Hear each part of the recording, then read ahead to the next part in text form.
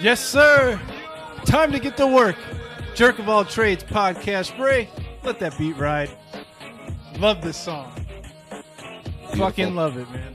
Beautiful. What up, Ray? We'll pretend that the music is actually playing as we're hearing The this. music is playing. This is the Jerk of All Trades podcast. Episode Welcome 3. back. Welcome back. Welcome back. Welcome back. It's What, me and Ray, Eddie the Jerk, Ray the Jerk in the house. What? Tell them what we have lined up for him this week, man. Oh man, we got a lot of stuff lined up for you this week. Gonna talk about a little bit of UFC. Gonna talk about a little WrestleMania 33. Gonna talk about a little stuff in the news. We got some interesting articles, some news events that are going on. Current events, as Current they events. call them. You know, we got to stay current up in this bad boy. Absolutely. I'm calling this one the variety hour for us. So you know what? We're gonna hit them. A little we're bit gonna of talk everything. about them, A little bit of everything.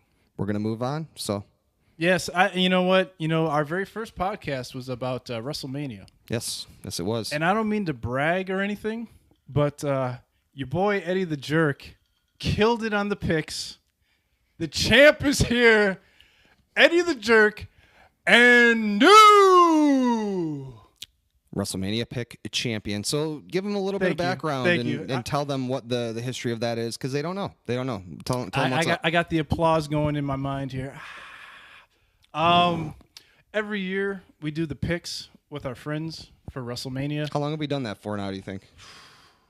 A longer. Time. Well, in episode 15 1, years, maybe. in episode 1, you thought we were only friends for like 3 years. I believe we started WrestleMania X7.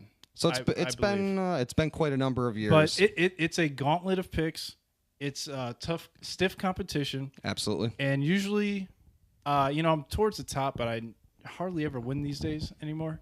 But this year, man, I was able to come through. Pulled it out. I was the points winner. I wasn't the picks winner, which I was a little upset about. Oh, you were the points winner. Yeah, I wanted to be double champ. That's the bunk title. I was, I kind of teased this in the last episode, a little celebration. This is my little celebration for WrestleMania. I felt good about it.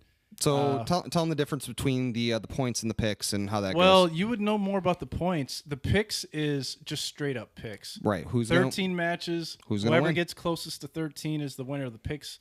Shout out to Justin for winning the Which picks. you did not win that one. I had did the not. the picks title last year, and the points title is basically so you get points for whoever wins, and then there are different like criteria, like it can be something silly like is this particular wrestler going to wear a T-shirt while he wrestles? Well, or the Brock Lesnar match lasts more than 5 minutes. Right, which we all had a great time Right. counting it down. 4 minutes and 30 seconds. Fuck. So it's silly Damn it, stuff. Goldberg. It's What the interesting fuck, stuff, man? and then you add it up at the end and see who has the most points, and then they are the victor. So we have 2 different little crappy championship title belts you could buy at Walmart that represent those. They're actually pretty nice now. They're quite a bit. I'm digging it, man. I know. I'm pretty upset. I had the WWE one sitting upstairs, and now You were the points champ? last year I was the picks champion, Oh, damn. which is the current WWE title. And Okay. so Yeah. it's gone. There's a void where it used to be, and so I'm pretty upset. Damn, so man. I'm Shit. coming for it next year. All right, so let's get to WrestleMania here. Do you want to go match by match? Sure. Yeah. Read off the match. You can talk. right. Just Yeah. briefly who won. Oh, and we then had a WrestleMania party, so Eddie the Jerk doesn't remember all these very well.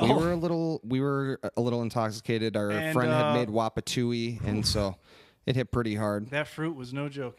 All right, the first match on Wikipedia was Neville versus Austin Aries. Neville, the champion, got the victory there. So I think we both accurately predicted this one. I believe so. I have to say that this was actually one of my favorite matches of the whole show. I didn't see this one. It was actually pretty good. I like both guys quite a bit. I really am a big fan of Austin Aries, and it was nice. It was a cruiserweight match, obviously high spots and such, but there was actually some psychology and some stuff that went back with their Austin Aries was out with an eye socket injury, so they kind of played to that in the match, and so I really like that when you get a little actual psychology in cruiserweight match. So I like this match quite a bit. And check that one out. It was a good one. 15 minutes and 40 seconds. So Yep. there's some good wrestling there.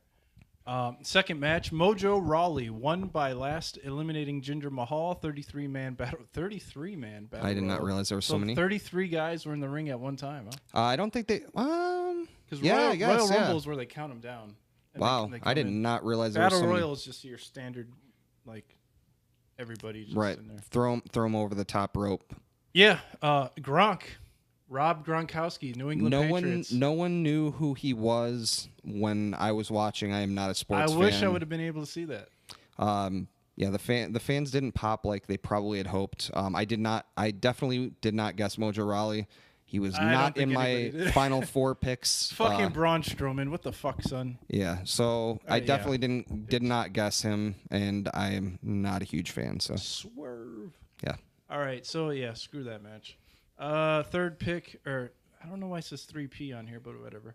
Dean Ambrose. This is a match I did get to see. Dean Ambrose versus Baron Corbin. I got to pick this one on the fly. Got it right. Did you? Yeah. I picked Baron Corbin, but I wrote Ambrose on my paper. So you got the that's points? how that one went.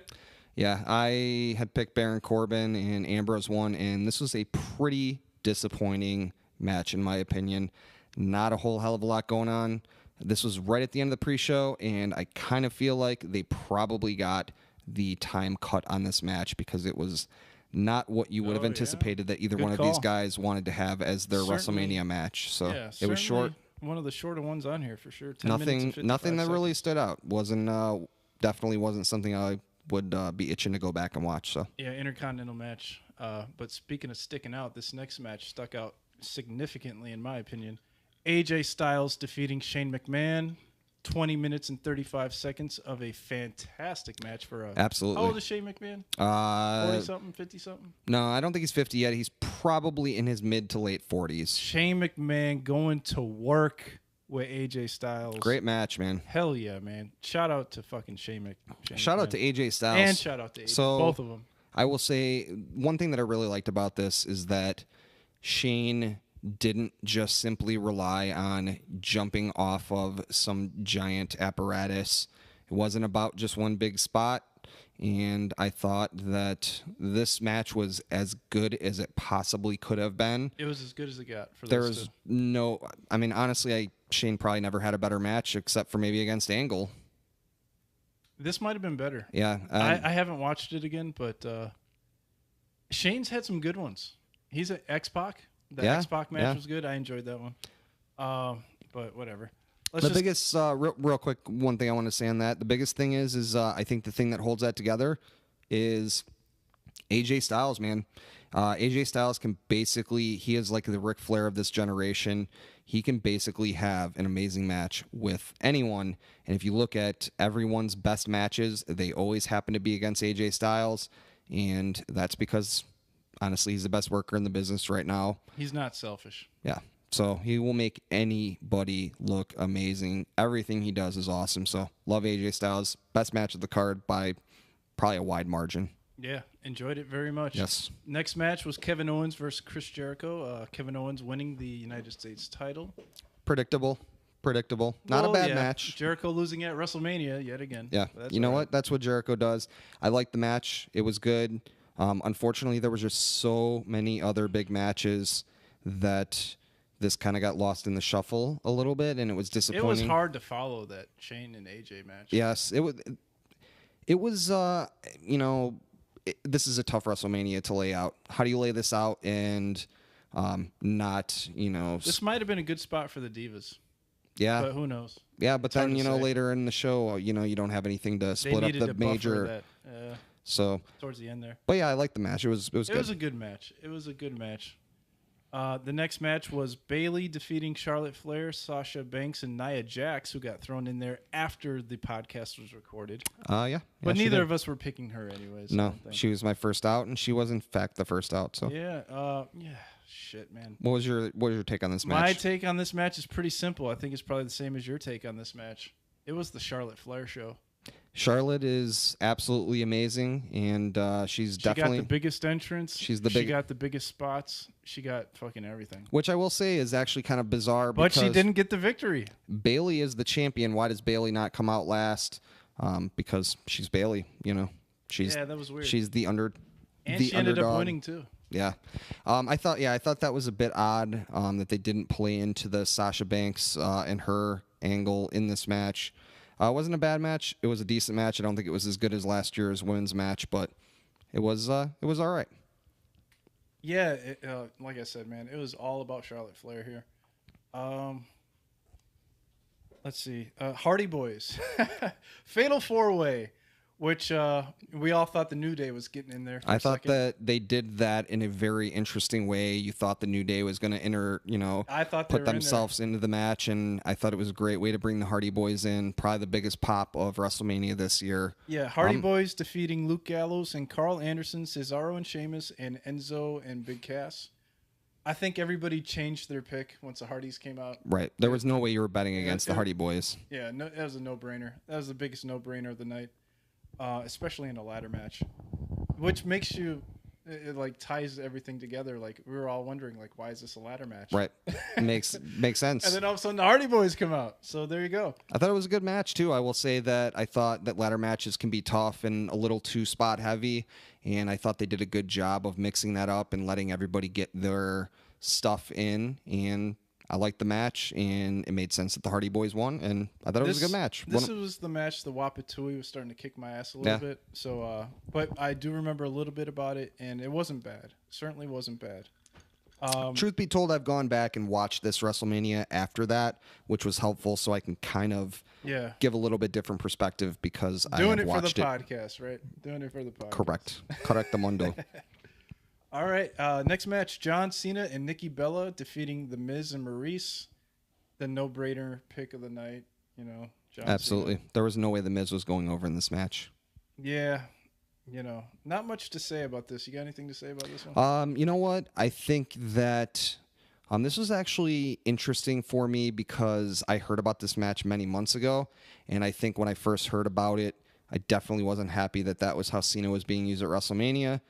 But I think in the end, this actually ended up being a very good spot for John Cena, not being in one of those major matches. The rumors were that initially he was set to face The Undertaker at this year's WrestleMania, and then Vince had a change of heart and instead wanted to go with Roman Reigns, and apparently Cena was not too happy about that.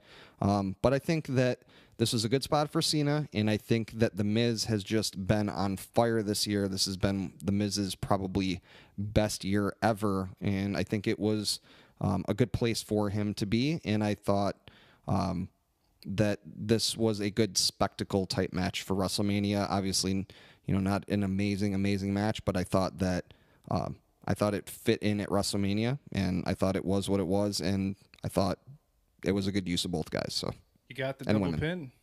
Right. I guess double pin. There was no other finish for this match besides double Jesse pin. Ventura would have been all over that shit. Yeah. What's going on, Gorilla? They're both in the ring. The referee definitely should have.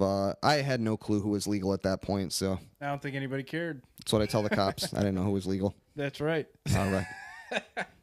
All right. So the next match was actually pretty good. Seth Rollins defeating Triple H in a non-sanctioned match. I was a little surprised Seth Rollins was able to wrestle as long as he did. I thought he was really injured, but I guess not. So he apparently was actually injured too. I don't think that he was as injured as was let on. And also he had a very nasty flu in the days leading up to WrestleMania and potentially wasn't going to be able to be at WrestleMania. Damn. So he pulled it out. I thought the match was really good. The only disappointing aspect that I would say of this is that Triple H still had to make himself look better than the current talent. His entrance just dwarfed Seth Rollins' entrance. I just recently read that this gets kind of a joke, is that if Triple H were to fight a resurrected Jesus Christ at WrestleMania, he would somehow manage to have a better entrance than Jesus Christ. And that was definitely the case here. Somehow Triple H, as the heel that no one likes, has an amazing entrance, and Seth Rollins, has a torch. So for the match itself, I thought it was good. I liked it. I don't think it was the best match in the card, but I liked it okay. What's your take on that? 25 minutes and 30 seconds. Wow, 25 minutes on that match. I remember it being long as fuck. It was good. It was better than I was expecting. I was expecting a lot of run-ins in this match. I'm glad there was none. I thought we might see a little Mick Foley action. I thought Samoa Joe, maybe. Or, somebody, anybody, but nobody came out for this match. Besides Stephanie. Yeah. So, I mean, it was what it was. Good match. And on to the next one. Yes. Randy Orton defeating Bray Wyatt. singles match for the WWE title, 10 minutes and 30 seconds. Wow, that was only 10 minutes. Yeah, Yeah.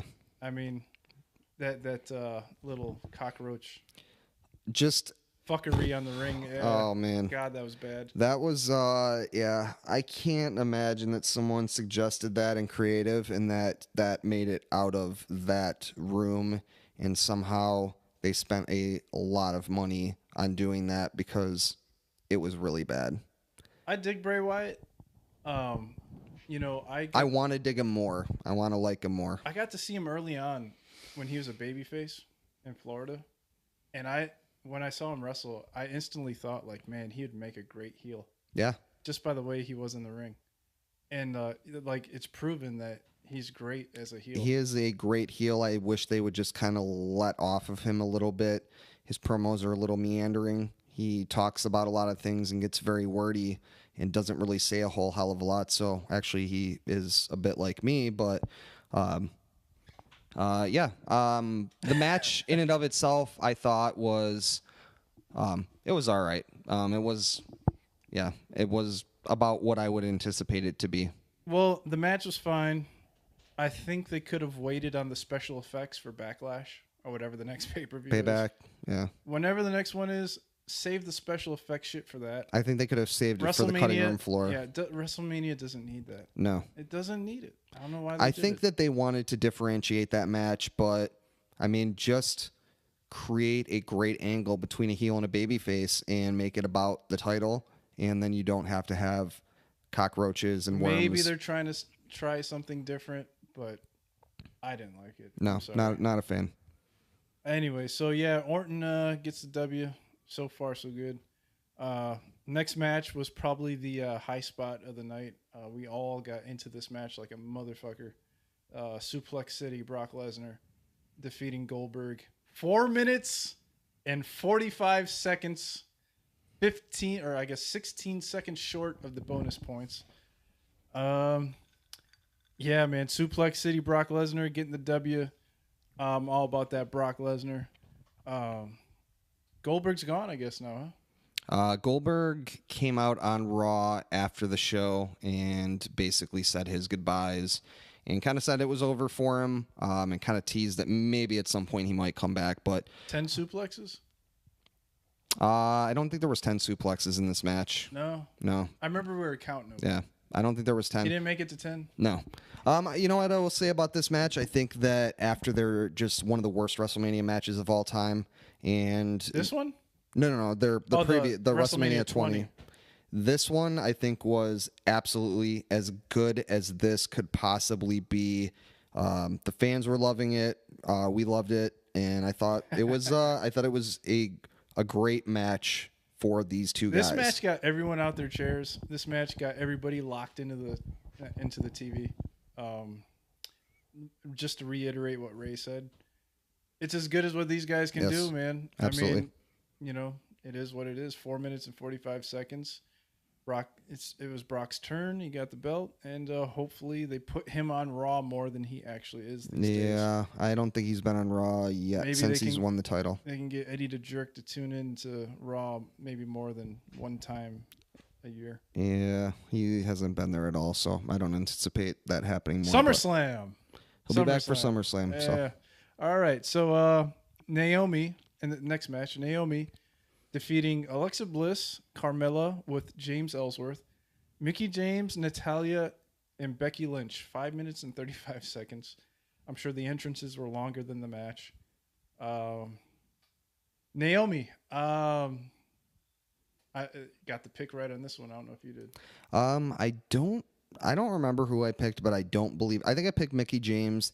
I probably should have picked her. This is like her home state or city or whatever. On the podcast, I said the hottest chick would win. Technically, I got it right. Naomi. You know. I mean, that's open to interpretation. Oh, come on, man. She got that ass, bro. Yeah, she does have a move literally where she, throws her ass into your face. She's hot. She's hot. Yeah. But, so I don't remember the match. I remember nothing about it either. Honestly, I barely remembered who won it. So, but I'm happy I got it right. Yeah, good job. So, yeah, no blown spots. No. No bonus points from me. There was no blown spots. Maybe later in the locker room, but not during the match. I don't think. What's her name? Naomi, No. Mickey James, No. Alexa Bliss, Sunny, Not Sunny. Paige. Paige was not there. Paige didn't blow any spots. No, she did Damn. not. She did not blow any spots. Fuck. But yeah, Maybe next time. they have changed the NXT Women's title now, so They did. they did Because of that shit? It's probably part of it, but Okay. So yeah, Maybe not. All right. Yeah. So, next one on the block. Roman Reigns defeating The Undertaker in a no-holds-barred match, 23 minutes and 5 seconds. I did not do my research on this match. Clearly, I was not in the know going with The Undertaker. you went with the Undertaker. Interesting. I didn't even remember that. I had Undertaker all day. Somehow you still won the points. That's impressive. Yeah. Even though I probably shouldn't have. I don't remember too much about this. I was rooting for The Undertaker, but it's a 23-minute match. About 16 minutes in, it was evident that The Undertaker had no offense left. Yeah, it was. I will tell you. So going back and watching it, the Undertaker was pretty blown up. This is definitely not the amazing, 5-star matches of The Undertaker that he was having, maybe 8-9 years ago. Yeah. There was a couple pretty bad botches, but I don't think that was what this match was about. This match was really about the end of The Undertaker's career, the send-off, and kind of getting more heel type heat on Roman Reigns, and just kind of giving The Undertaker a send off, and so that's what it was. Yeah, the streak wasn't on the line, but Roman got the victory. So only the second person ever to beat The Undertaker at WrestleMania. Undertaker, true traditionalist in the fact that he doing the JOB. Yeah, he enjoys passing the torch, but I don't know about this one. This was interesting. Yeah, it's definitely. I will say that it's not a match that I would go back and watch very often. I can't say I'm a huge Roman Reigns fan, and but yeah, I mean it's Undertaker's last match, so R.I.P. Undertaker. You've had a great career, and is that an oxymoron? I don't know.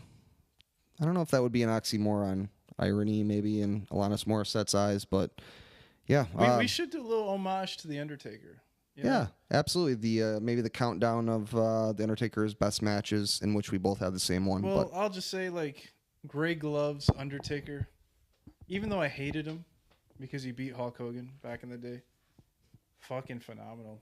Seriously, man, phenomenal. Like that Jake the Snake match that I was talking about on the last podcast, or the WrestleMania podcast. I went back and watched it. Probably about 4 or 5 days ago. His commitment to the character and to the work in the ring, is second to none. Unparalleled, man. It had never been done before, and still to this day, nobody does. In anyone else's hands, that gimmick would not have worked, and he managed to make it. Honestly, that is the greatest gimmick character in wrestling's history by a long shot. Longevity wise, nobody will ever touch him.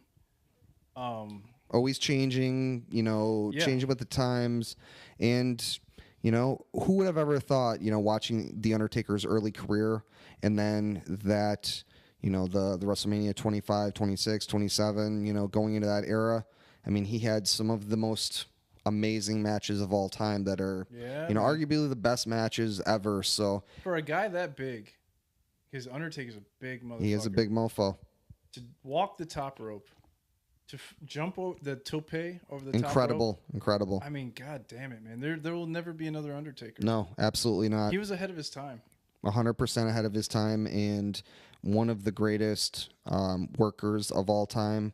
No arguments there. So, yeah, once again, R.I.P. to The Undertaker and his career, and he deserves an awesome retirement. So hell yeah, man. He deserves all the praise that he's been getting. I'm sure the internet's been marking out for him left and right. Absolutely. We're marking out for him because he deserves it. Yes. And on to the next one. All right, real quick, gonna take a little break. The WrestleMania 33 went a little bit longer than anticipated, and then we're gonna come back, and I'm going to have my first topic. So we will see you on the flip side of the musical breakdown. So, all right, see you in a moment.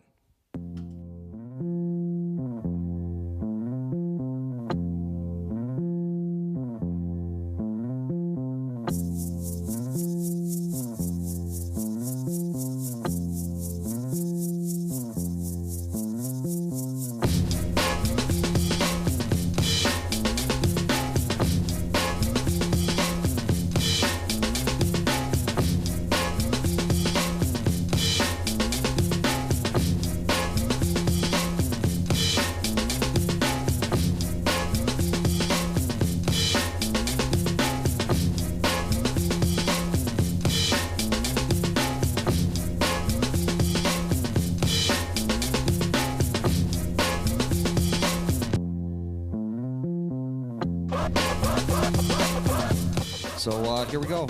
So Eddie had hit WrestleMania 33. My topic that I wanted to talk about was Kendall Jenner and Miss Kendall Jenner. Honestly, Wait, is she legal yet? I'm gonna be honest with you. I barely know the difference between these fucking not, chicks. I take that back. Call me when you turn 21, bitch. She's surely over 18, but I honestly can't tell you. But yeah, Kendall Jenner, one of the fucking Jenners, was in a Pepsi commercial. So basically what happened was Pepsi had a brand new commercial that apparently a lot of people thought would be relevant to the times, in which we see a lot of diverse characters and a lot of diverse people that are all kind of joining together and doing a march on the streets, and they encounter the police, and somewhere along the line, Kendall Jenner comes in and decides to create peace with the police by giving them a Pepsi. So, yeah, a lot of people feel like that was a little tone deaf. They were kind of invoking the Black Lives Matter, and yeah, they're kind of using that to sell a soft drink. So Pepsi gave in to the backlash and eventually pulled the ad. So what do you think about all that, Eddie? Didn't take too long to pull that fucking ad. Yeah, man, the internet, man, it's crazy these days. One little commercial comes out, and within like 24 hours, the whole shit gets shut down. Yeah. I hope she still got paid for that shit. I'm sure she's doing okay. Well, it's just the whole, I'm sure she was already paid in full. Honestly, I don't even know if I assume that the commercial actually had to have made it to air. I saw it online. But yeah, I mean, honestly, just how absolutely fucking tone deaf can you be as a company to think that, a soda is going to somehow be able to solve all of the world's issues? And you know what, man? That guy that got the beat down on United should have had some fucking Pepsi. He should. You know what? He should have. If he just would have had a can of Pepsi, everything would. His ass would have been fine. Everything would have been okay. They were actually United only has Coca-Cola products, and so thus he fucked up. He tried to give them a Coke, and they weren't feeling it. No, he should have tried to give them some cocaine. All Trump had to do was send Kendall Jenner to Syria with a couple cases of Pepsi. Everything would have been fine. Everything would have been fine. But no, he had to fucking drop a bomb in their ass. You know what? Maybe that's the whole idea behind this ad and why it's been pulled, is that, as humanity, we finally realized that the one thing that ties us all together is that we all hate the Jenners. You know what's funny? It kind of reminds me of those Mentos commercials back in the day.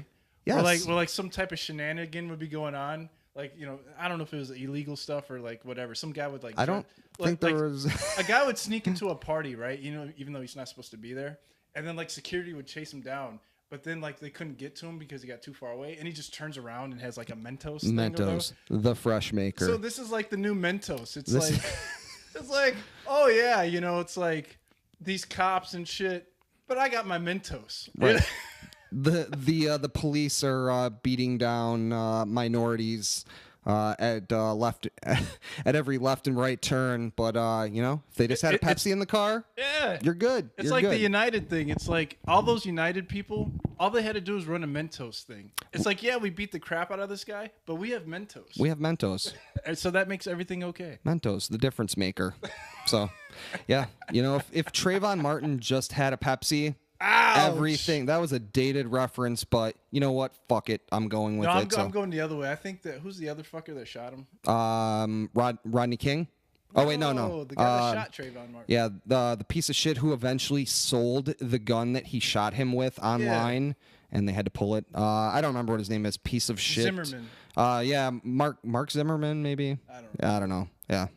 He's a mark-ass fucking piece of shit. I think for shooting an unarmed fucking teenager. Absolutely. Motherfucker's not even a cop. Yeah. You know what? Fuck him. But anyway. Unless he's got a Pepsi. All I wanted was just one Pepsi. God damn it, man. That was a Suicidal Tendencies reference. It's a band from the 80s. Okay. Yeah, Kendall Jenner. All right. So, Kendall Jenner.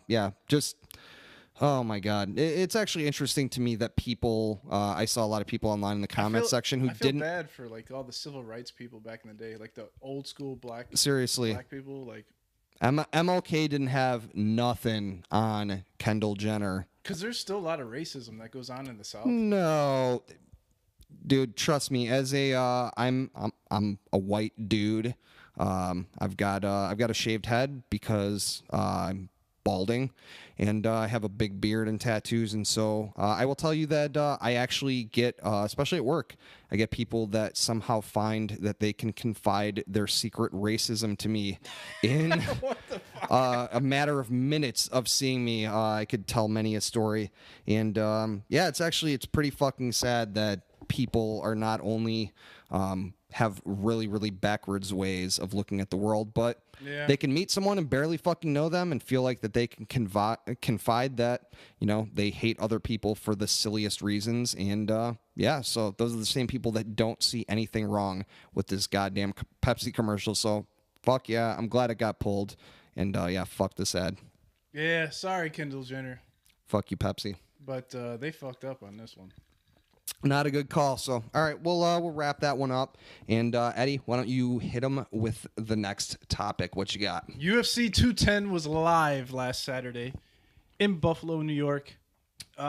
Daniel Cormier versus Anthony Johnson. I only talked about it 10 times on the last podcast. If you listened to it, hopefully you didn't. I was actually on the podcast, and somehow I not only did not realize that it was on, but I also did not watch it, so I know absolutely nothing about this.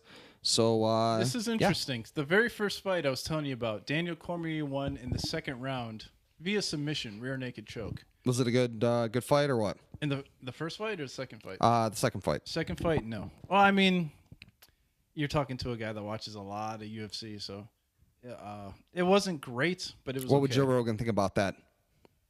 Joe Rogan would love it because he loves everything UFC. Joe Rogan? He has an appreciation that's on an expert level. I have an appreciation that's up there, but not expert level.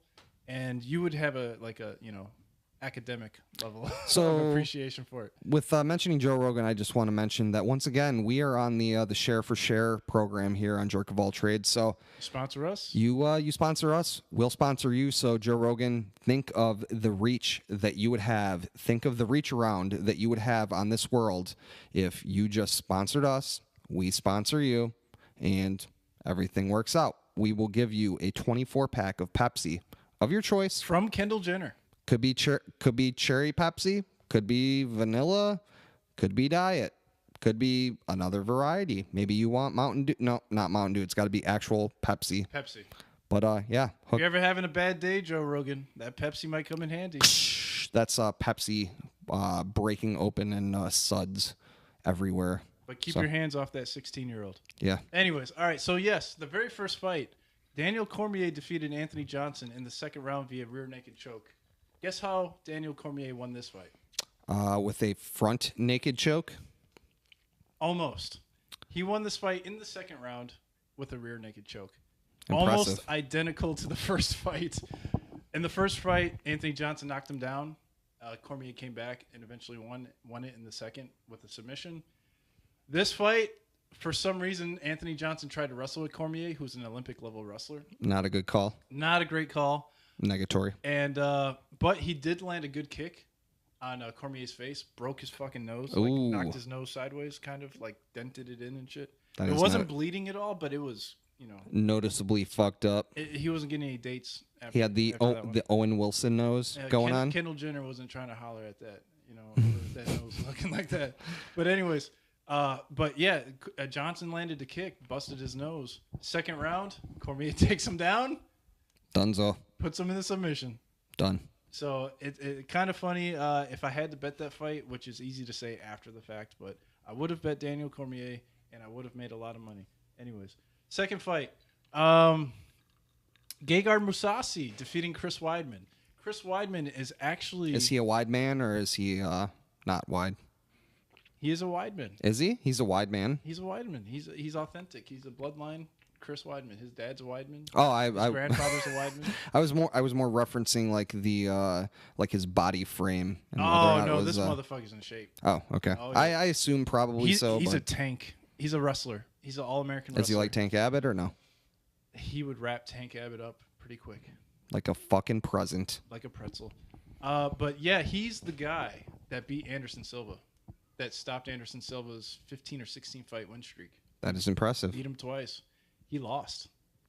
He lost, man, and it was controversial as fuck. The fans shitted all over this. The referee kind of fucked up. The commission, Fuck you, wide man. the New York State Athletic Commission, kind of fucked up. It was a good fight. Weidman won the first round, in my opinion. Mousasi started coming back. The second round, Weidman was winning early. Mousasi started coming back. But there's a rule in MMA, in the UFC, where if you have... See, this is a new rule that they implemented this year, and I don't even know if I'm getting it right. Don't fuck it up. It used to be... There will be an actual UFC official listening Ray's to this gonna check podcast. me. He's Googling right now. I'm gonna Google. I'm gonna Bing that. It used to be if you had two hands down, you couldn't knee him in the head, because like he was bent over, and it used to be if you had two hands on the floor, you couldn't knee him in the head. What if someone is missing a But hand? now it's one hand. He puts a stub on the ground. Does that count? Are you talking about Nick Nemeth? No. Oh, does he only have one hand? Yeah. Oh, He used to be a champion. I actually apologize to him and his family. Not Nick Nemeth. That's the fucking Spirit Squad guy. Nick Nolte? No, Oh, no, it's some wrong. Nick guy. He had one hand in World Series of Fighting, but he was their champion. Oh. Apparently, he was pretty good. I apologize to him. But anyways, Weidman had one hand down. He's trying to play the game, and when you try to play the game, you get kneed in the fucking face. This is true. And so Triple H will tell you that. Yeah, and Mousasi lifted it up, kneed him in his fucking head. He goes down. The referee stops the fight on accident, thinking that it was a foul. It was not a foul. So there's this big commotion going on. Referee Dan Miragliotta, who's not my favorite referee, he's probably not even in my top 5 referees. You have but top 5 referees? I have top 5 everything for MMA. but yeah, certainly I do have a top 5 referees. Dan Miragliotta, Not in it. not a top 5 No. referee. Sorry, Dan. Great referee, Yeah, but you kind of suck. We love you. I've Anyways. never heard your name before, but you're probably a nice guy. Yeah. So Miragliotta doesn't know what to do. Checks in with John McCarthy, who's my top 1 referee. He's the best referee of all time. I actually know who that is. Yeah, Big John McCarthy says... Melissa McCarthy's brother, right? I don't know. No. Couldn't tell you. She's a terrible actress. Anyways, so John McCarthy checks... This will go faster, just because I'm already taking much longer than I wanted to on this. They check the replay, which they're not supposed to do technically in New York State. Mark McCarthy's like, I checked the replay. It was a legal knee. So now it's like this weird thing where it's like they check the replay, but they're not supposed to check the replay. It's not supposed to be valid. Long story short, Weidman loses on a technicality. He's pissed. The crowd is pissed. Everyone's booing. And there might be a rematch. It was a good fight. Weidman lost on a technicality. Interesting. And, yeah, man. So, yeah, that was the co-main event. In the women's strawweight match, Cynthia Calvillo won via rear naked choke. You're not going to know who she is, but she's a little... Rear naked choke is a popular move there, huh? It's a good one. It's kind of like the chin lock in wrestling. Yeah.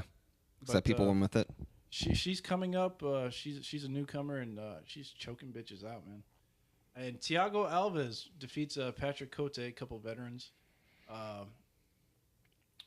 Unanimous decision. Thiago Alves looked great. Was that the main event or no?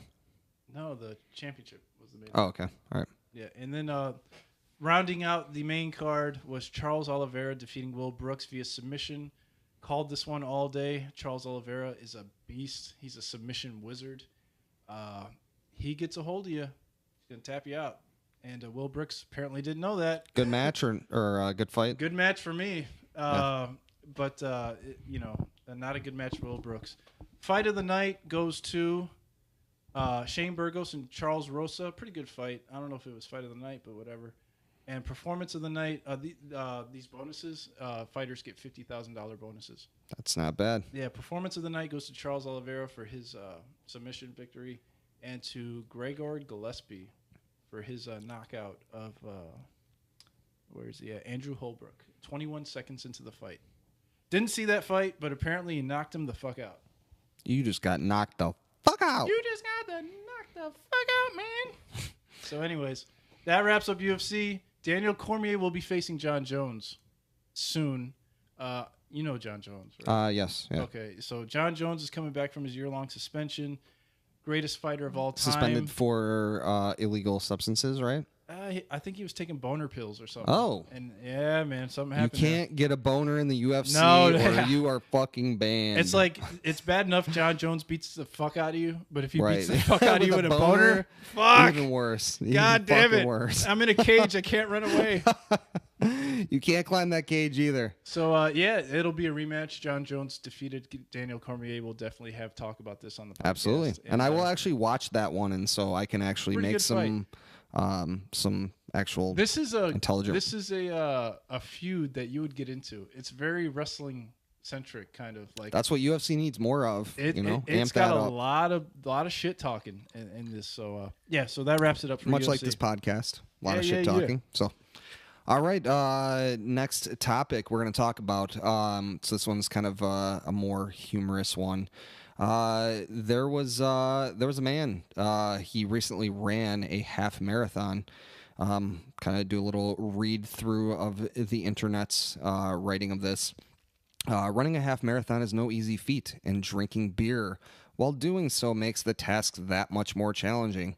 YouTube user Emmett Fernan decided that his most recent half marathon would be a beer run. He shotgunned a beer at the start of every mile. That's an interesting way to run 13.1 miles. There's no way I could do that, regardless of how many beers I had or did not have. While the race was held on April 1st, this idea was no joke. He might be a fool, though. LOL. Farnan managed to break the 2-hour mark, completing the race in 1 hour, 43 minutes, 42 seconds.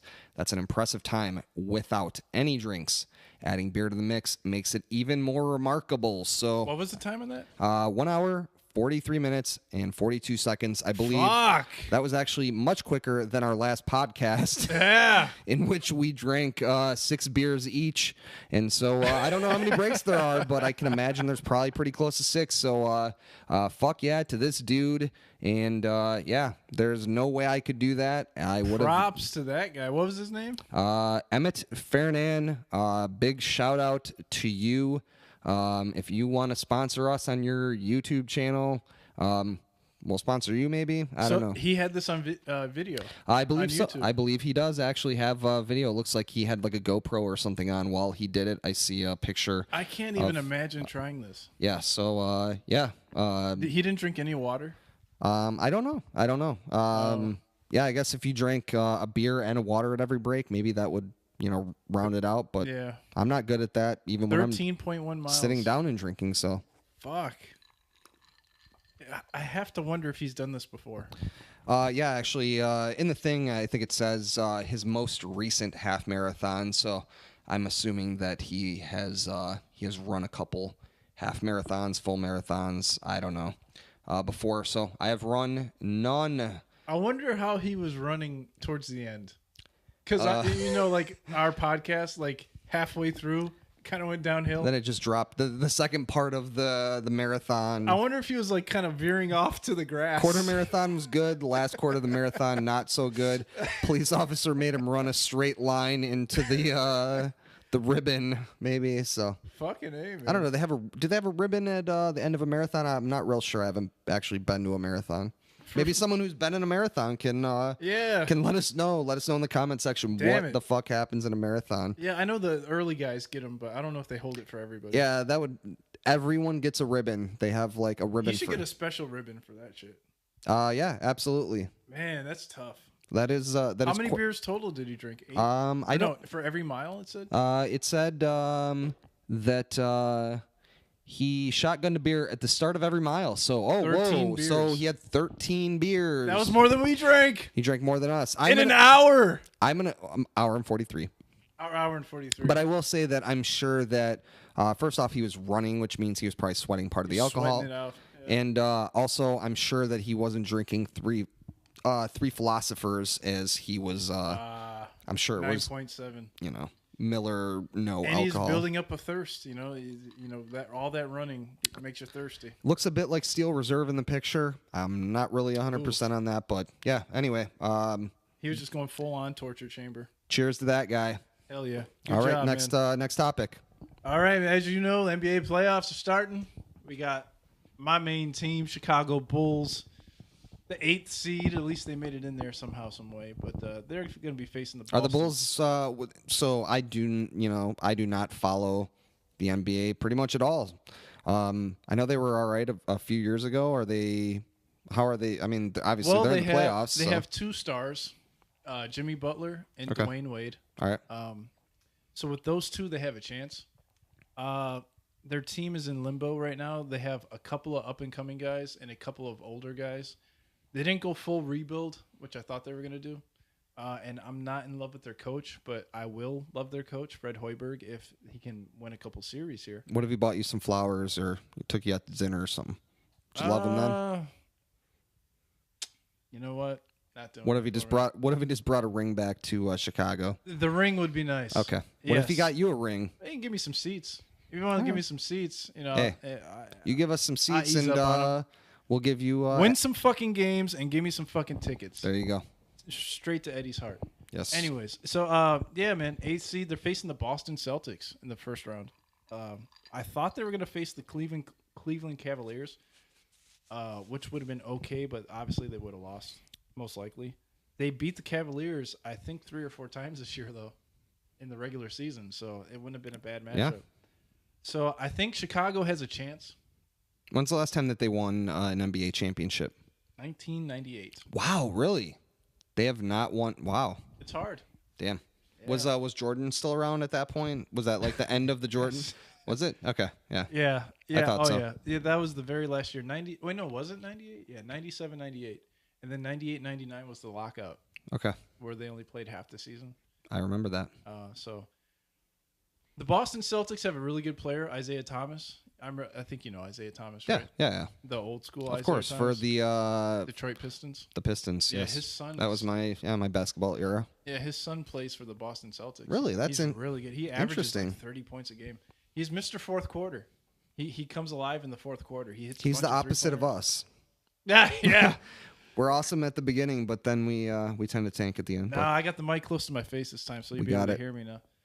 So yeah, I'm looking forward to it. Sunday, if the podcast comes out before Sunday. Sunday night they'll be playing, and go Bulls, man, all the way. I know the Milwaukee Bucks are in there.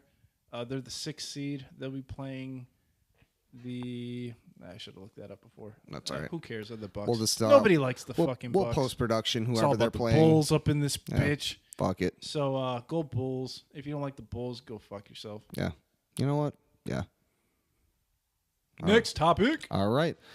Next topic. Obviously, this has been everywhere. You cannot avoid it. Oh, nice. Yeah. Whoops. We're talking about the man who was removed forcibly from the United Airlines flight. Yeah, this has not been the best PR thing for United Airlines.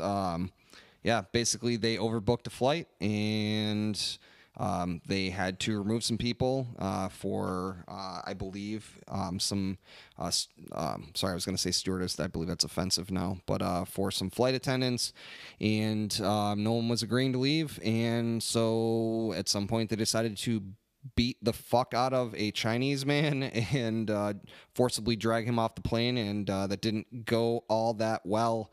And there was kind of an uproar because a lot of people filmed it. And I really wish this guy knew karate or some type of martial art, and he just fucked those guys up. He's like, it would almost be like, because you remember Bruce Lee? I do remember Bruce Lee. He was really skinny and scrawny. I don't believe he was from China, though. But or he wasn't scrawny. He was built. Yeah. But imagine if that happened to Bruce Lee. I believe that was actually sort of racist to assume that every single Asian person knows some sort of kung fu. So I'm just saying. Like, it wasn't. But still, I wish he did know some fucking kung fu. Man, imagine they tried that shit on Bruce Lee. He would have fucked everybody He would up. have given him the it would have been a 1-inch wrap. punch and just ripped their entrails out. But and, instead, they got the Asian guy that couldn't fight. right. What the fuck is that about? The one guy. Yeah, what I think the most interesting aspect of this to me is that you have just, a fucking gigantic company, and because of information being so readily available now and people being able to record things and put it online, things blow up so quickly, and you have a company like United that lost $1 billion in the aftermath of this. They can afford it. I'm sure they can, but you know what? I guess China is actually one of the biggest countries to utilize United Airlines, and thus a lot of people are saying they're not going to use United Airlines anymore. They doubled down on their asses. So, yeah, this could potentially be something that could, in the end, maybe put United out of business. One terrible, terrible decision. They're not going out of business. They're going to have to lower their prices, though. Yeah, definitely not a good decision. I'm sure a lot of people are shitting their pants right now at United Airlines. What the fuck were they thinking? What were they thinking? They weren't. That's no problem. No.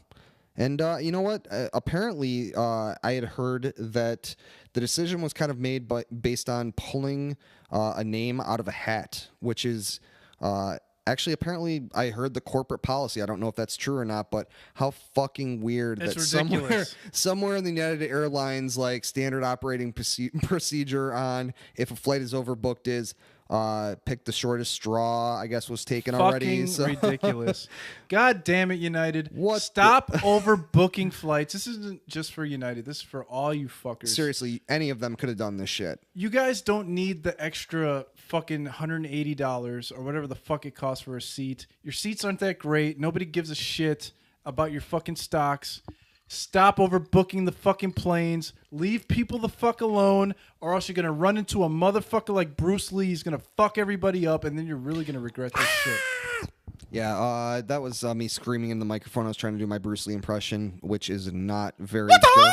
There you go. Thank you. I should have channeled my inner Liu Kang. You know what I want? I want, like, the previous owners of the UFC, the Fertitta brothers, are multi-billionaires now because their company just got bought for several billions of dollars. I want them to make like a reality show where they send UFC fighters on United flights, just waiting for the day that the shit's overbooked, and then they try to get like a UFC fighter off the plane, and they just get fucked up by all these UFC fighters. Just like, nah, sorry, bro. Yep, ain't happening. You can give me all the Pepsis you want. Just it like is not happening. All the heavyweights from UFC, all the like John Jones, Cain Velasquez. Just all these badass Nothing motherfuckers. But a plane full of UFC guys. Send them on a plane every day for like the next 6 months, waiting for the day for it to be overbooked. I am sick of... And just record the fuck out of that shit. Cain Velasquez fucking everybody up on United. I am motherfucking sick of all these motherfucking UFC fighters on this motherfucking plane, but I am not going to kick them off. I am going to give them any beverage they want. Dude, I'm telling you right now, United will take one look at Cain Velasquez and be like, yeah, that 80-year-old grandma, you got to go. Yeah, that is a done deal. We're not asking him to get up. I had recently heard about a drunk guy at Walmart who decided that he was going to, try to attack an ex-MMA fighter, and that didn't go all that well for him. And I can't imagine that if a plane is filled with a bunch of UFC fighters, it's going to go all that well for the United Airlines security team. So yeah, you know what, Lorenzo, make that shit happen, man. Stop. You know what? Stop fucking with people and. let them fucking go. It's the overbooking of the flights. Oh, for sure. They're trying to save all this money. They want to make as much money as possible. It's a cash grab, and they're trying to grab every little penny they can. Do you think those 4 tickets were worth $1 billion in stock value? Probably not. Nailed it. So, yeah. All right. Next topic. Eddie, hit it up. All right. Well, we can't go around these days without talking about Mr. Donald Trump, our president of the United States. A lot of interesting stuff going on these days. Yes. Very, very interesting. The poor people in Syria. Don't know much about this, but a bunch of children, unfortunately, got sick. Yeah, I believe that they had used some sort of chemical weapons. From some actions that may or may not have been caused by the president of Syria. Not sure. Yeah, probably. Probably, but you can't say for sure. Sounds pretty logical, but yeah, you know what? I'm just a white American, so... Yeah, so... And I don't really know. That caused a ripple effect that caused Mr. Donald Trump... or not Mr. Donald Trump. Yeah. I don't think it was actually him, kayfabe, on CNN.com that authorized it, but... This morning, there was a mother of all bombs dropped on the Pakistani-Afghanistan border. The largest non-nuclear bomb ever was dropped on Afghanistan. So. Yeah, on a ISIS tunnel that will not be right. That they tunneling people anymore. They text messaged every woman and child there and said, "Hey, don't come to the caves today." So I sure hope not. Yeah. They got fucked up if they did. Donald Trump ain't fucking around. So. Yeah, man. People are thinking World War III is imminent. I have some opinions on that. Not the terrible gimmick match from WCW, but actually World War III, the end of days. You know, so I'm not too concerned as a United States citizen about World War III. I mean, let's be honest here. War actually on our turf at this point is pretty unlikely. Non-existent. Basically, it's... Unless it's an inside job. Yeah. So, you know, we tend to bring our military brute force to everyone else and be the world's police and tell them how to live their lives. And well, we do the United Nations a favor. You know what I'm saying? So yeah, Eddie the Jerk will give you the inside scoop on a World War III. Hook it up. If there is a World War III, it will only last a couple months, and it will be dominated by the United States, and it will be a laughable World War III to the extent of even calling it World War III is silly. The United States is built to succeed in war, in all facets of war, and to dominate at all times. The United States spends $596 billion, billion with a B, every year on its military. I believe that number is actually higher now. The numbers that I saw were it goes up every year. It was in the $600 billion. With Donald, it's going up probably. The actually interesting. I've looked at a chart of our defense budget compared to. I'm looking at it right China now. and a ton of other nations, and we dwarf all of those. In the top 10, we're number one, obviously. Of course. Spending 2 through America 10, number one. 2 through 10, you can add up 2 through 10, and we spend more than 2 through 10. Combined, including China and other large nations. Oh, yeah. Which probably means that we could go to war with every single country in the world and still win.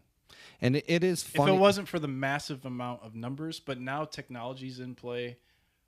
There's a lot of things that are different than World War II in the 1940s. Little bit, yeah. So technology plays a big deal, and the United States has the biggest cock in this game, and we're fucking anybody that tries to fuck with us. Yeah, that has kind of been our MO for the longest time.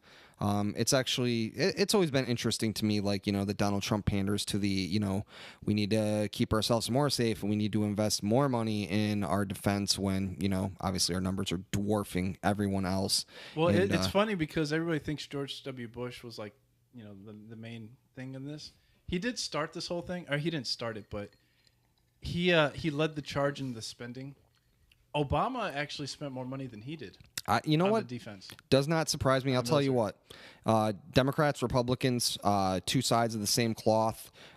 There has only been, I believe, I forget what the exact number is, but there's been like less than 10 years in the entire history of the United States that we have not been engaged in a battle in a foreign land. So the bottom line is the military is one of the biggest businesses in this nation. It has been for the longest time.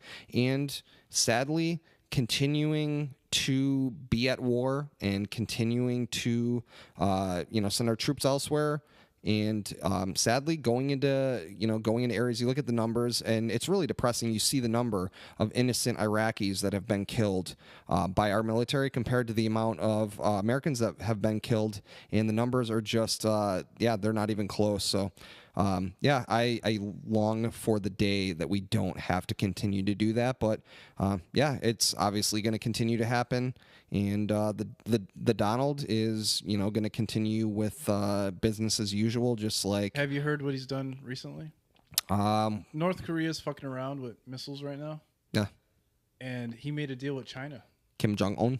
Kim Jong-un, he's North Korea, but the Donald made a deal with China. Yeah, China is our ally now. Interesting. They're number 2. Number 2 on the list. They're number 2. They want to move. They want to move up. They know they got to hang out with number 1 a little bit more. Well, it is what it is. The only reason we need China is to use their land, because they're closer to North Korea, so it's easier to defend and attack from there than it is from the United States. I've played Risk before. I think, man, I mean, China on our side was an unexpected thing that turned out pretty well for us.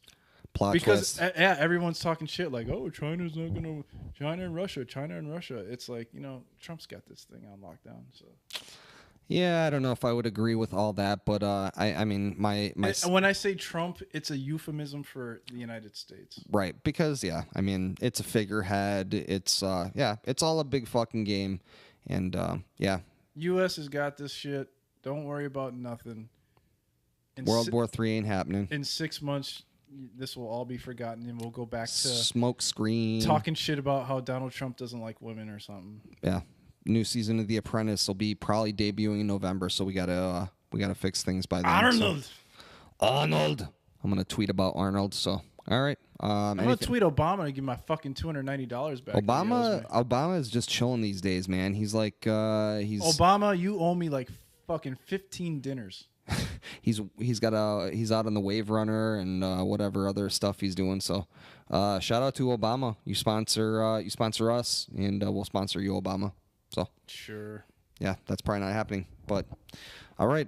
Anything else you want to say on that topic? World War III. World War III. Not leading the show for some reason, but World War III. Domination. It'll lead another show once it gets. We are the nation of domination. Domination. Yep. All right. My next topic that I wanted to talk about, this is something that I find to be very, very interesting.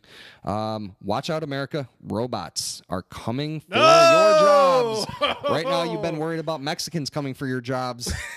Get ready.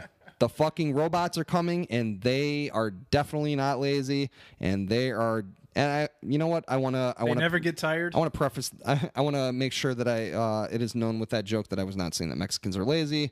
That was just a poorly worded joke. But robots are coming for your jobs. Report finds 38% of U.S. jobs will be automated by the year 2030. So, basically the deal is as automation moves further along. We're going to see more and more jobs that are going to be phased out, and we're going to see more and more people that are going to be found without a job. They're going to have to find a different line of work. 40% of people, within the next 20 years or so, not even, less than that. 13 years. 13 years. I forgot what year it was. So the big question is, what do we do? Obviously, a lot of people can, find new skills, figure out how to fix the fucking robots, I guess would probably be a logical one. But, a lot of people are going to be left without a job. What do we do? How does society not crumble when 40% of our workforce doesn't have a job? What do we do? What do those people do? So what's your thoughts on this, Eddie? I think 38% is a little high. 13 years is a long time from now, but... it goes back to the thing where 25, 35 years ago, people were saying, "Oh, in the year 2000, we'll be flying on." In the year 2000. Yeah, we'll be on hovercrafts and all this goofy I'm shit. waiting on my Like- fucking hoverboard, Like man. the Jetsons, it's Yeah. like life will be so much different. Back to the Future. Yeah, so many years from now. I believe it when I see it. I think 38% is a little high. I would think 15% would be closer. Even 15%, man. It's still a cut. Yeah, it's still a cut. At the end of the day, even beyond 2030, I think that humanity will find a way to sabotage the robots. Because I've seen fucking Terminator. God damn it, okay? Because Skynet, I got your fucking number, okay? it's survival of the fittest. Sadakana. It's survival of the fittest out here, man. Yeah. Only the strong survive, and the robots do not know the struggle. They don't know what hunger is. They don't know what it's like to be, they don't have a conscience. So when it comes down to like a person in their family that has kids losing their job to a fucking robot, somewhere along the line, it might not happen that day or the next week, but they're going to find a way to fuck those robots up. You know what? I will say that I, for one, welcome our new robot overlords. What up, robots? Robots, we fucking love you. So yeah, basically my take on this is, so the big thing with this is that they've actually, in this study, they kind of broke it down based on how much you make per hour and what your risk is for losing your job. And so basically people that make less than $20 an hour, so, you can imagine the type of jobs that, that would encompass. Those are the type of jobs that are going to be most likely phased out. So I'm good. And you are too. So I think that Just kidding. the big thing with this is that there is a lot of limitation to what the robots can do at this point. Actually, they did a study where they tried to have a robot put together an IKEA piece of furniture, and basically to like put one dowel pin in and put a leg on, it took it like 5 minutes, and it took a human 10 seconds. So those type of things, robots have not made it to that point yet. They definitely are being defeated by IKEA furniture, and anybody who has ever put IKEA furniture together will attest to that fact. I'm a little disappointed. In the robots? Fuck yeah. Yeah. Come on, robots. Step your game up. By the way, I still love robots. And robots, if you want to sponsor the podcast, we will definitely sponsor your robot podcast.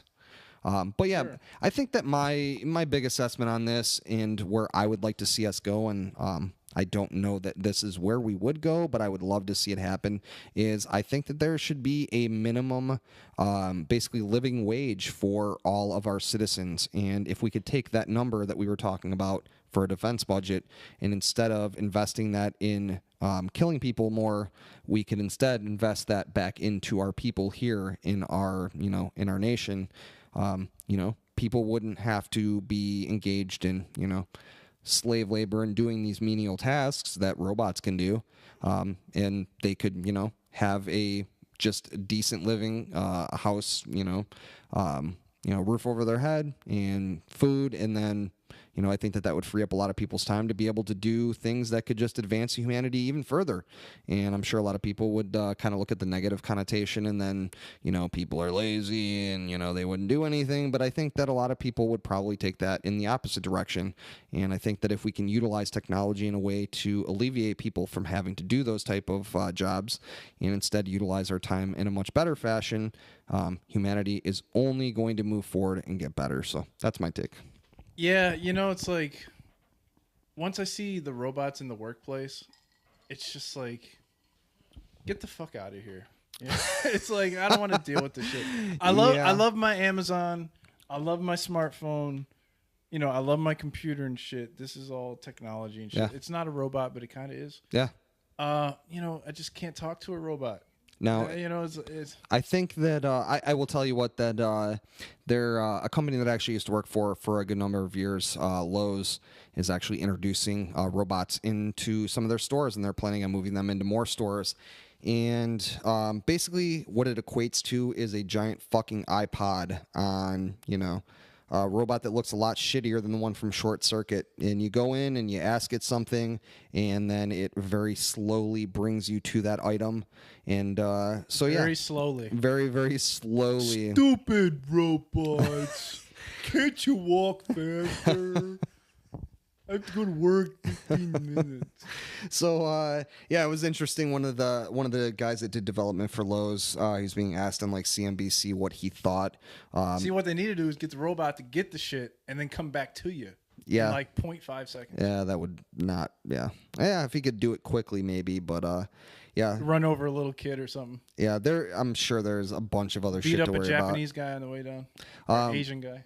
But yeah, the dude who developed it, he got asked, what did the employees think about it, and his response was essentially like, oh, you know what, they love it. At first they didn't like it, but then now it's become an integral part of their workplace, and everybody kind of crowds around and wants to see it doing its thing.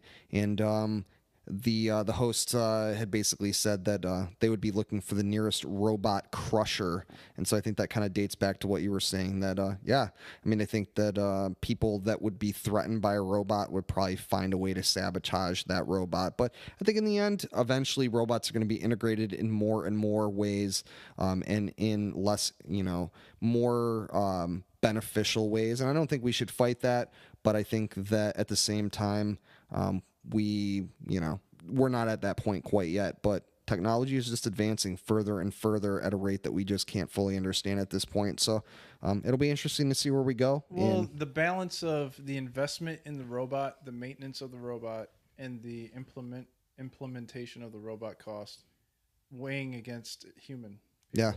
Yeah, you know what I'll tell you? A lot of fast food restaurants are actually cutting a lot of their workforce. I believe Wendy's is one of those. Instead of having people at the register, they have little kiosks where you basically order and they send the orders to the back.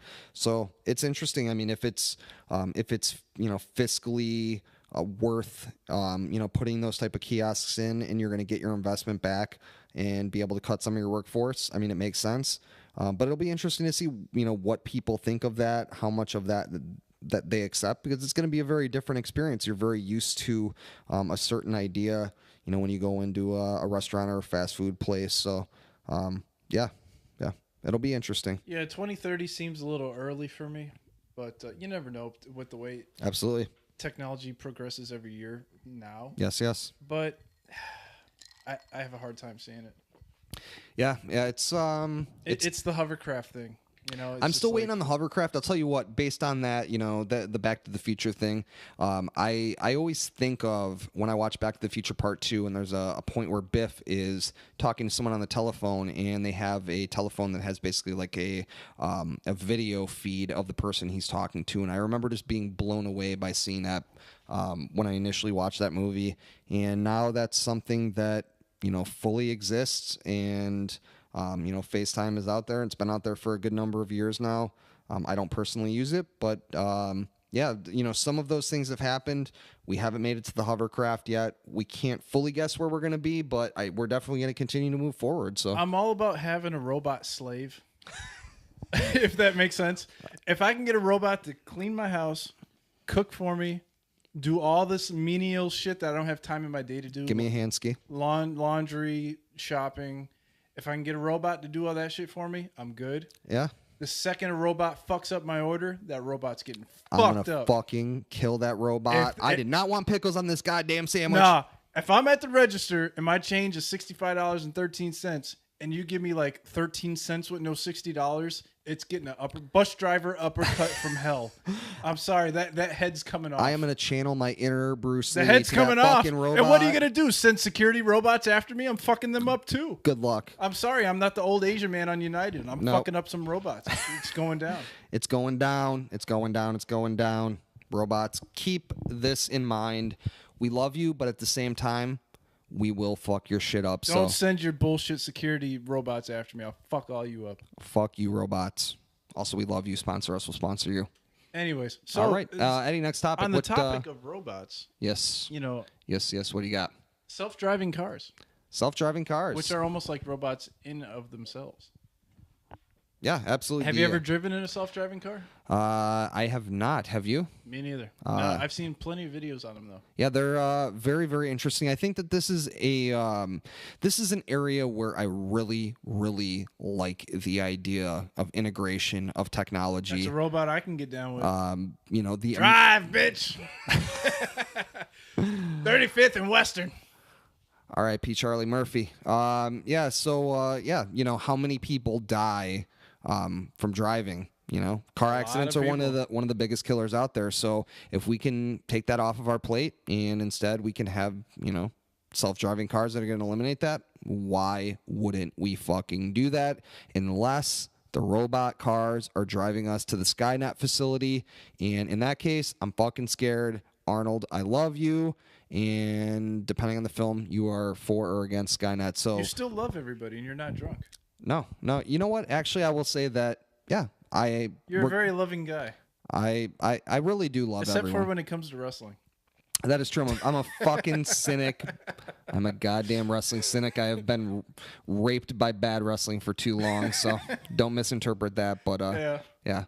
But seriously though, yeah, I think that the self-driving car, I think it's an awesome, awesome thing, and I can't wait to see it implemented because I don't want to have to drive my shitty 1995 Honda Accord around anymore. So if I get a fucking self-driving car to take me to work, I'm all about it, man. I'm all about it. So yeah, the self-driving car, you got to stop at the red lights. You got to stop at the stop signs. I think freeway driving is easy breezy. You probably have to CoverGirl. No. Yeah, exits. Is that a CoverGirl reference or? I don't know. Maybe she's born with it. Maybe Easy it's a breezy. self-driving like car. What we used to say Easy, at work. easy breezy. Yeah. For occupation, I'm kind of digging it because as a truck driver, it's like the United States government mandates a self-driving car have a human. Oh, really? Behind the wheel. There you go. Has to have a human being behind the wheel. So it makes it'll make my job easier. Absolutely. Well, the whole thing is if there's not a human in the thing, and it kills somebody, whatever company was doing that is going out of business real quick. Yeah. Or not going out of business. The robot will definitely hit and run. That's a lawsuit and a half. He has no emotion for the people that he has killed. Okay, so you got an 18-wheel truck with 40,000 pounds of product on it, and it runs over two 12-year-olds. Two 12-year-old girls on the sidewalk. R.I.P. two 12-year-old girls in this analogy. Good. So it has to have a driver there. So they can blame that person. It can't be foolproof. If you're jerking off behind the wheel and you kill two 12-year-olds, you're getting the hit, not the robot truck. Yes. Put your dick away while you're behind the wheel. That is not the right time to beat your meat. No, it's not. Fucking pay attention to the road. Get in the driver's seat and do your fucking I will tell job. you what, though. That would actually be an interesting thing I hadn't thought about with self-driving cars. You could actually jerk off while you were in the self-driving car. Wouldn't be a big deal. Dude, you can have full-blown orgies in that motherfucker. Fuck it. Get you a fucking van with that self-driving. You can get about 3-4 strippers up in there. Have a good night. Fuck yeah. You could self-drive the bang bus. So. I'm damn. Hell yeah. I pulled back in the deepest, darkest recesses of my mind. Once that shit comes out, Bang Bus is doing the self-driving video. Bang Bus, the self-driving Bang Bus edition, coming soon. You sponsor us, we'll sponsor Bang you. Bus, if you want to sponsor us, we will sponsor you. Coming soon.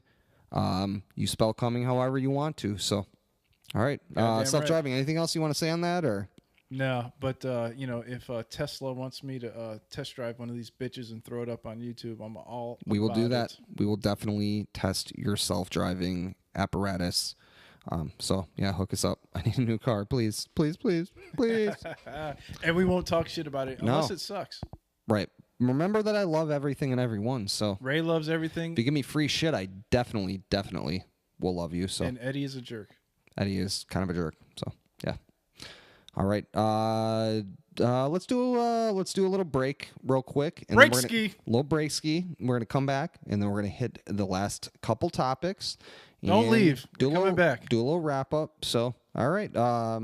Going to break here and enjoy the fantastic tunes that are coming into your ear holes. All right. Break.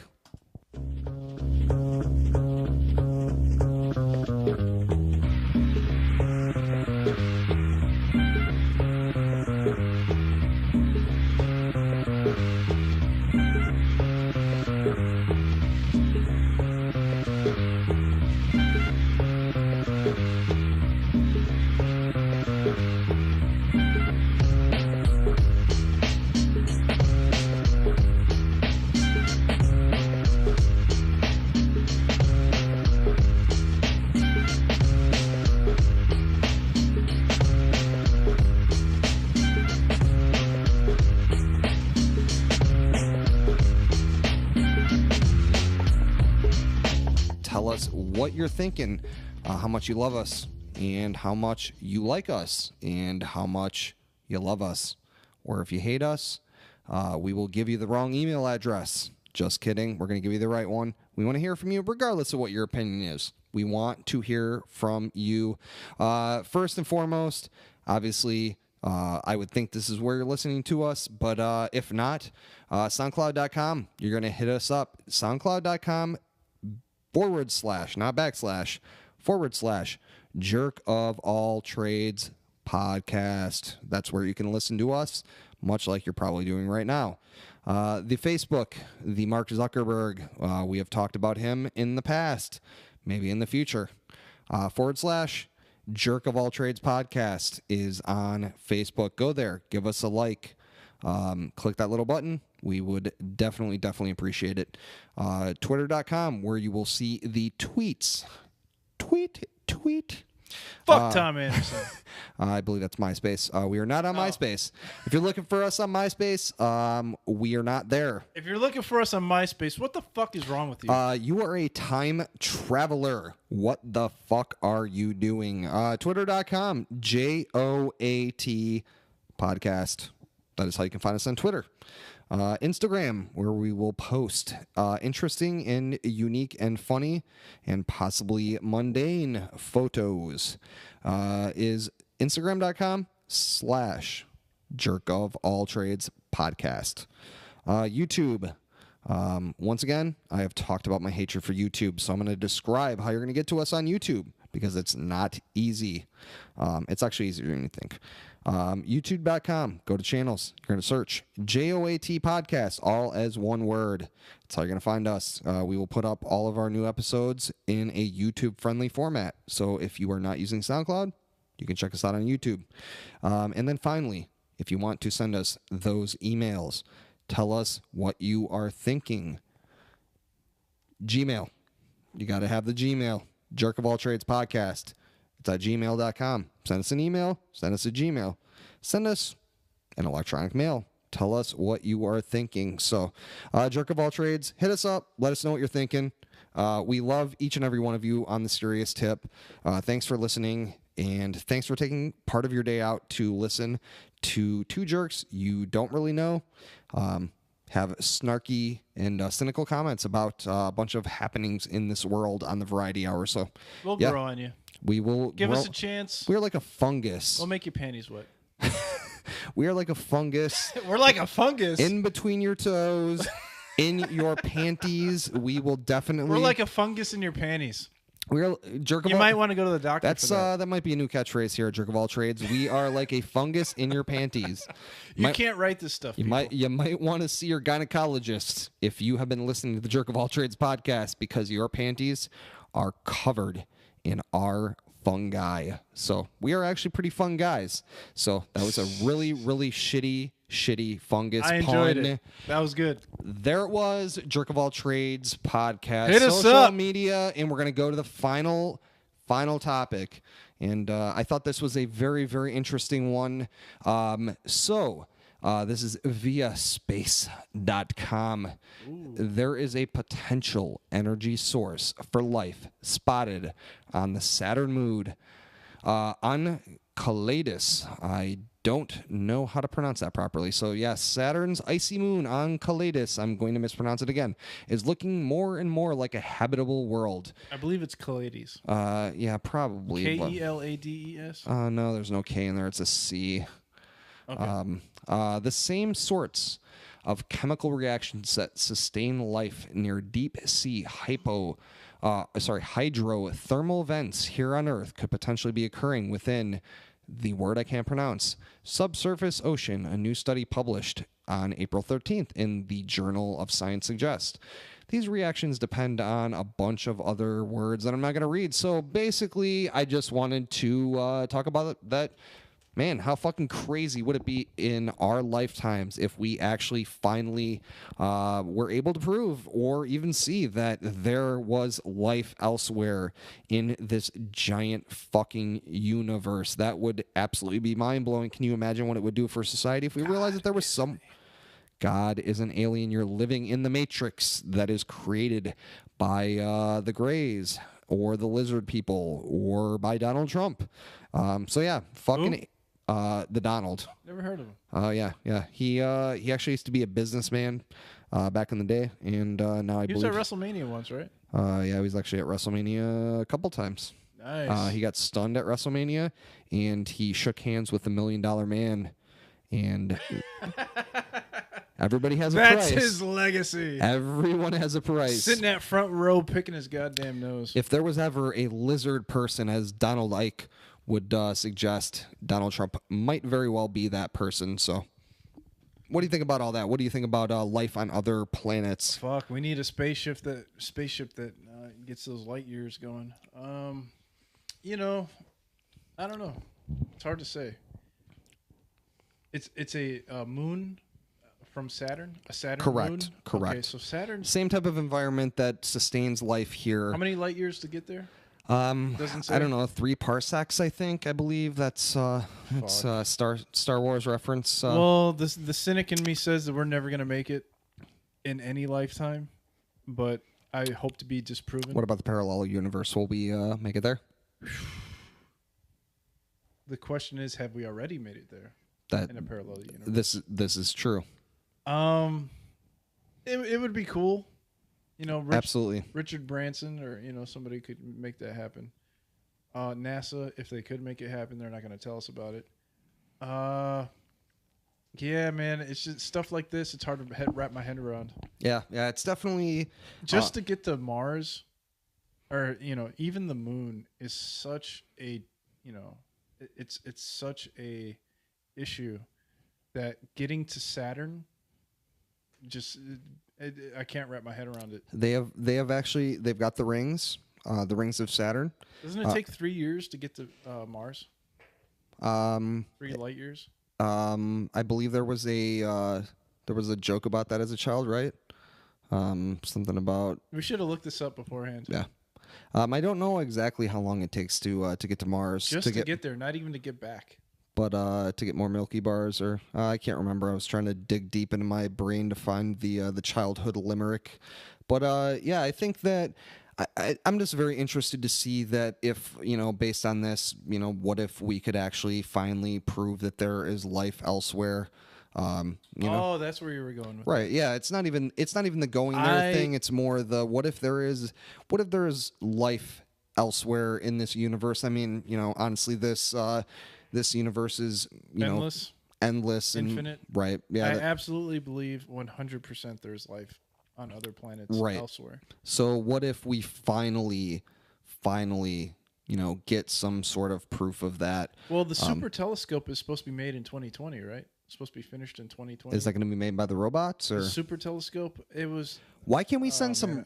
Let's send some fucking robots and self-driving fucking spaceships to fucking yeah, just send the fucking robots out there. Fuck it. And robots, please tell us the truth about what's going on. As far as the Milky Way goes, I'm not sure if there's other life out there. But in other galaxies, I do believe that you would be just so ignorant to believe that there isn't. That we're it. Yeah. It's a very ballsy thing to think that we are it. We are the epitome of what this world is. So yeah. Send the robots out there. I don't want to send the fucking robots out to because when I get there, I want to make sure I get back. It's like, if I'm not back at work by Monday, there's gonna be problems. Right. I only have so many sick days. You know what? And there's only so much oxygen in the tanks. This is very true. You know what? I've seen way too many science fiction movies. And they don't got no fried chicken out there. They have no fried chicken. They got no burgers. They got no burgers. What the fuck am I gonna eat on Saturn? They might actually have those. I'll tell you what, I've seen way too many science fiction movies. I've seen Alien way too many times. I have seen 2001: A Space Odyssey. Actually, I cannot believe that somehow that was not a reference point in the Robot Overlords That was a decent segment. movie. Hal is definitely not going to go along with you shutting him down and trying to sell your burgers to you. So, yeah, I think this is I would love to see where this goes and what plays out here. And When was this article posted? this was published on today. Today, the third. Today. This is a brand new fucking breaking news. So. Any other day, this would have been a good story. Absolutely. Yeah, I think it's a good story today too. So you know what? Got overshadowed. I'll tell you what. Pretty abundantly. I for one welcome our alien overlords, and if it's not them, I welcome our robot overlords. If you welcome them, it's because they are programming you to welcome them. I don't know how to respond to that. It's some next level shit. I feel like you've blown my feeble my little question human is? mind. My main question is. Give it to me. My question is, what do the aliens have questions about the universe? What is it that they are seeking? You know what I'm saying? If they have advanced technology and answers to questions that we don't even have yet, what are the answers to the questions that they have? I think the biggest question that they would have is, so this, you have how many people? 7 billion people in this universe, universe, I believe, actually meant Earth. There's Planet. Planet, I believe is the word I was looking for. You have 7 billion people here, and the United States is the biggest power in this entire planet. And maybe in the galaxy. Possibly. And out of all those people, you chose this guy to lead you. That's not a question they would have. They already know the answer to that question because they're the because we're not very smart and we watch too much reality television. Donald J. Trump, I will not sponsor you. You could sponsor this podcast all you want. I'm not sponsoring you. Yeah, but right. I'm going to leave it at that. You could write a check tomorrow. I would write a check, but I don't believe my ass could cash it. My ass can cash it. Eddie Brantley will cash that motherfucker. Eddie the Jerk will sponsor you on his own solo podcast. Donald already knows what's up. He knows the dealio. He already knows what's up. Yeah, that's all right. So the robots, the aliens, Donald Trump, somehow, by hook, by crook, this world might be going the way of the Undertaker. So, You know what? If it is, Ice Age, we love each and every one of you, and we have loved you since the beginning of time, before we ever existed. Climate change ain't coming. You got nothing to worry about for another 150 years at least. I believe it already exists. Maybe. Yeah, but let's ask Al Gore about it. Mass extinction, we're Yeah. good. We should be good for right now, and that means that you will get more Jerk of All Trades. You're motherfucking right. Episode 3. Fuck yeah. We're gonna wrap it up. We're gonna call it. We're gonna say that this is it. We're going home, bitch. We'll hit them with the social media one more time, real quick. Hit us up. SoundCloud.com/Jerk of All Trades Podcast. Facebook.com/Jerk of All Trades Podcast. Twitter.com, JOAT Podcast. Instagram.com, Jerk of All Trades Podcast. YouTube.com, channels, search JOAT Podcast, and Gmail, Jerk of All Trades Podcast @gmail.com. Hit us up. Tell us what you think. SoundCloud. Hit that play button on SoundCloud. Absolutely. Give us a like. We love you guys. Thank you guys for listening once again, and we will see you next week. We out. We are going to say goodbye. Jerk of All Trades Podcast. We'll see you next week, guys. Bye-bye. Love you.